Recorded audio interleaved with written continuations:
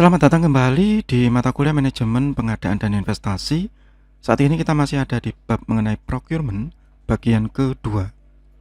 Bagi yang belum melihat bagian sebelumnya, silahkan dicek di playlist. Di bagian pertama saya membahas mengenai definisi awal dari procurement atau pengadaan dan juga tujuan dari pengadaan tersebut. Sekarang kita lanjutkan lagi di tujuan pengadaan, masih belum selesai. Ya, jadi tujuan pengadaan atau tujuan procurement itu bagaimana caranya supply ya itu bisa sangat efektif dan juga efisien, pasti nanti arahnya ke sana. Tapi efektif saja itu sudah lebih dari cukup ya, efektif itu. Sehingga nanti di sana ada kesempatan, ada opportunity bahwa pada saat procurement atau pengadaan itu berlangsung dengan baik, ya maka ada true value ini, ya, add true value. Kemudian ada evaluasi dan seleksi supplier, evaluation and selection of supplier. Ya, jadi yang diseleksi itu betul-betul baik, bagus ya. Kemudian tahu spesifikasi yang benar, ya, dan bisa jadi kontak yang bagus ya, primary contact, ya, menara hubung atau ya jejaring yang baik. Sehingga ada proses procurement yang dijalankan, selection, development, maintenance. Evaluate how well procurement keeps its promises and how well it utilizes company resources in keeping its promises. Jadi pihak pengadaan ya, atau yang bertanggung jawab terhadap pengadaan itu tidak boleh ya berhenti setelah barang datang, harus dievaluasi, dilihat lagi setelah beli barang. Wah, jangan beli di sini mas, itu apa ini? Misalnya kalau pulpen ya, pulpennya cepat rusak begitu.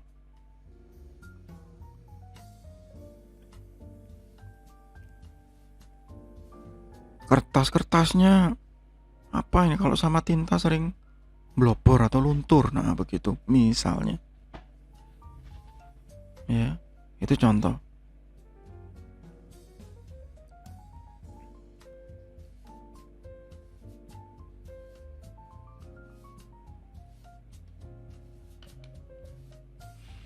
Nah, sekarang kita beralih ke supplier selection and evaluation.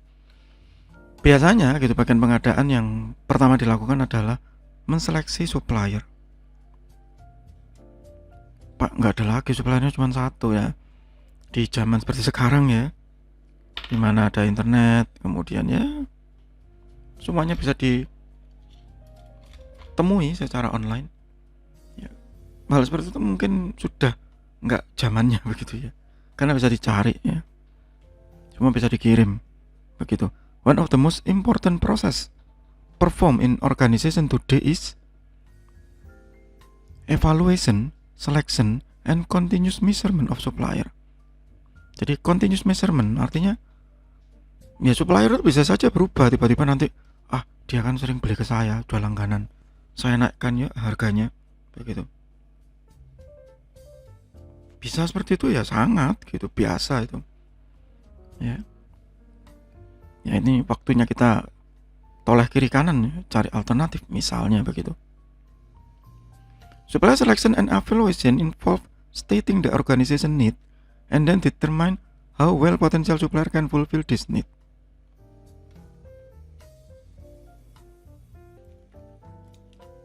Jadi sudah harus dilihat nanti ini potensial nggak gitu, mampu nggak memenuhi. Saya ini perusahaan besar loh mas gitu. Saya kalau beli kertas nggak cuma satu box isi 5 atau 10 rem begitu, enggak. Tapi saya nanti belinya tuh ratusan rem dalam sebulan misalnya. Mampu nggak dia?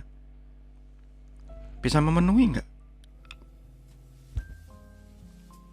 Involves multiple criteria which can vary both in number and important depending on the situation. Jadi untuk melakukan seleksi terhadap supplier itu tidak hanya satu satu kriteria. Misalnya cuman gini aja, ya kita ini cuma butuh yang murah Pak gitu. Enggak, ya semua orang pasti kepingin murah dan baik gitu. Murah, baik, cepat, nah, semua lah gitu ya. Nggak mungkin ada orang pengadaan pasrah gitu. Ya murah Pak, ya sudah kita terima padanya. Enggak, ya kita kalau bisa berjuang, itu memang tugasnya mereka. Ya tugas bagian pengadaan, mereka digaji untuk hal seperti itu. Sehingga harus diseleksi dengan baik dan kriterianya nggak hanya satu. Ya harga, kualitas begitu ya.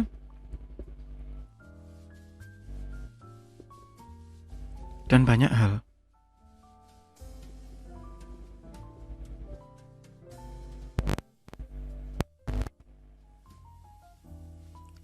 Supplier selection process include both qualitative and quantitative factor. Jadi ada yang bisa ditulis gitu ya, digunakan worksheet, Excel gitu ya, untuk memilih, dikasih tabel.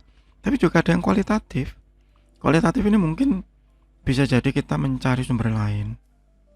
Ya tanya-tanya ke orang lain, interview secara informal. Tanya ke teman lain, itu baik nggak ya supplier itu? Oh baik gitu. Dia selama ini sudah mensuplai kantor saya 5 tahun misalnya. Nggak pernah mengecewakan gitu misalnya. Ya. Tapi bisa juga kita minta proposal ke mereka, minta katalog gitu ya. Nanti minta lagi katalog ke tempat yang lain gitu. Terus bisa dibandingkan, ditabelkan. Nah, itu bisa saja kuantitatif. Business practice, philosophies, and changing market need influences the criteria for supplier selection and evaluation. Jadi bisa saja kita pindah supplier ya, karena mungkin arah bisnisnya sudah berubah, mungkin filosofi bisnisnya sudah berubah, atau pasarnya yang berubah. Ini ya supplier ini kuno banget sih gitu.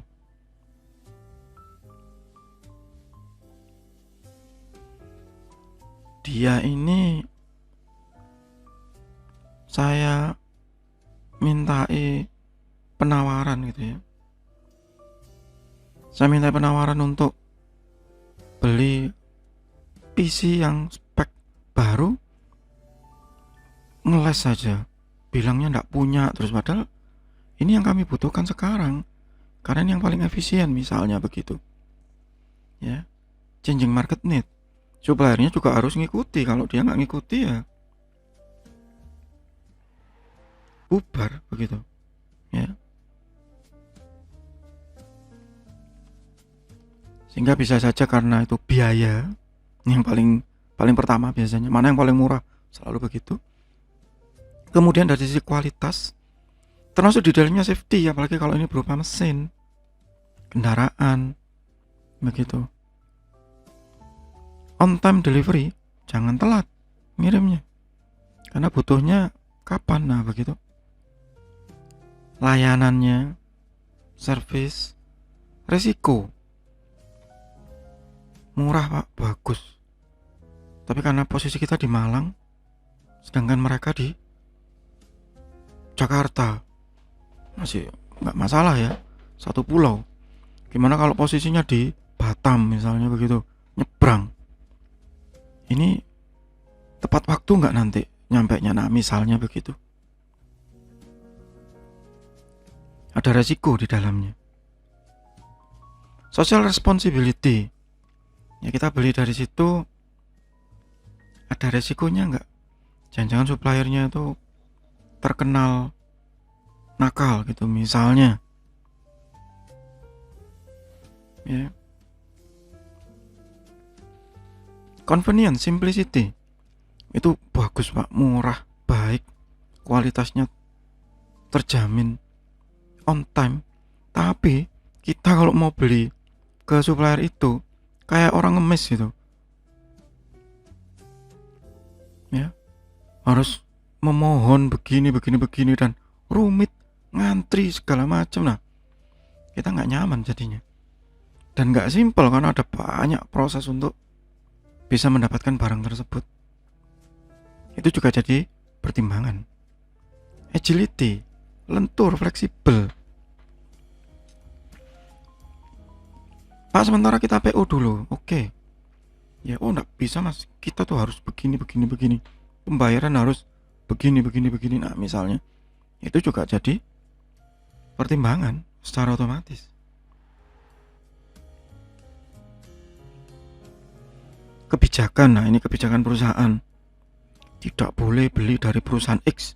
Kenapa? Karena dia keluarga pesaing, misalnya begitu. Dan yang terakhir peraturan. Boleh nggak kita beli dari situ? Misalnya ada pak murah. Kenapa? Impor. Oh iya. Dari negara mana? Israel. Nah nggak boleh. Impor pak, deket kok misalnya dari Australia. Oke. Nah misalnya begitu. Ya, jadi ada peraturan yang harus dilihat. Ya.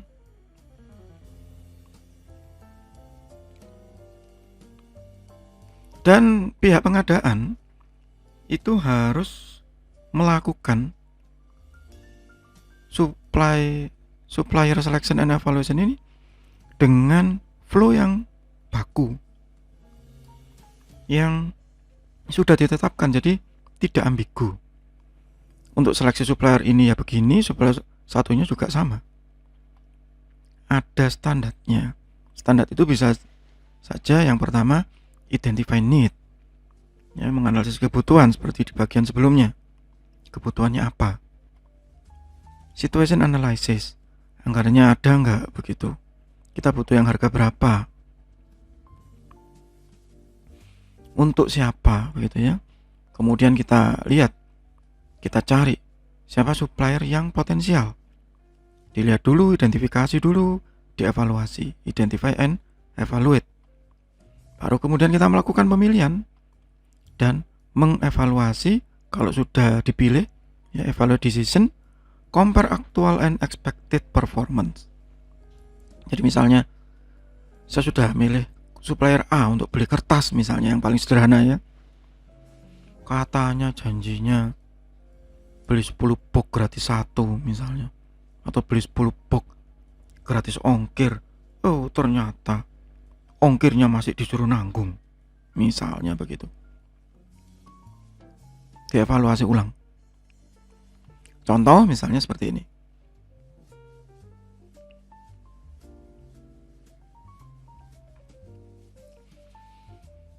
Jadi kriteria ini bebas, tergantung tiap organisasi atau tiap perusahaan. Kalau kita kuantitatifkan, mulai dari pendekatan teknis ya, spesifikasi, manajemen approach, ya dari sisi basa-basinya, past performance kalau sudah pernah dipilih atau kita mencari tahu dari tempat lain misal, dan harga. Nah weight-nya atau bobotnya ya sama, tergantung tiap kebutuhan. Bisa jadi untuk barang tertentu kita butuh yang paling murah, maka bobot price-nya lebih tinggi dibandingkan manajemen approach, misalnya begitu. Nah, ini sangat banyak ya kalau Anda yang mahasiswa skripsi dengan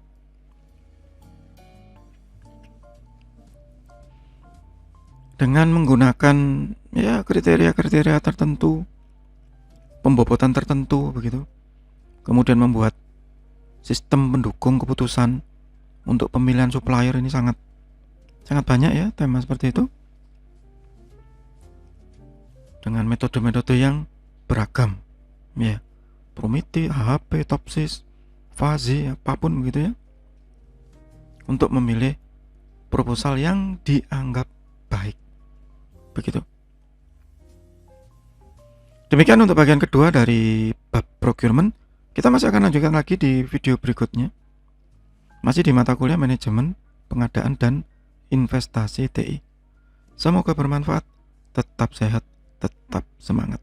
Terima kasih.